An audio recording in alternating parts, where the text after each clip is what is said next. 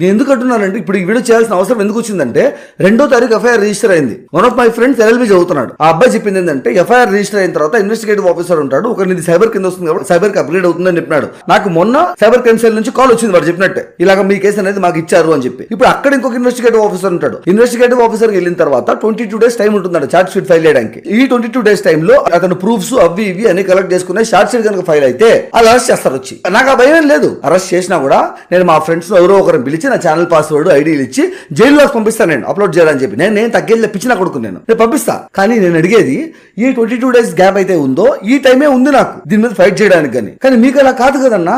నేను గ్యాప్ ఇచ్చి ఎందుకు పెడుతున్నా అంటే ఎవరో ఒక రెస్పాండ్ అవుతాడని. అరే మీరే చెప్పండి, నా మీద ఎఫ్ఐఆర్ కేసు ఫైల్ అయింది అనేసి నేను డీటెయిల్డ్ గా pin to pin point point మొత్తం అన్ని మెన్షన్ చేసి ఫైల్ పెట్టి ప్రూఫ్లు పెట్టి అన్ని చేసి వీడియోలో నీట్ గా డీటెయిల్ ఎక్స్ప్లెయిన్ చేసి వీడియో పెట్టింది 6వ తారీఖు. ఈ రోజుకి 6 రోజులు. ఎవరైనా వీడియో చేస్తారేమో మాడడానికి, ఆ ప్రూఫ్స్ తో మాడడానికి, ఫైట్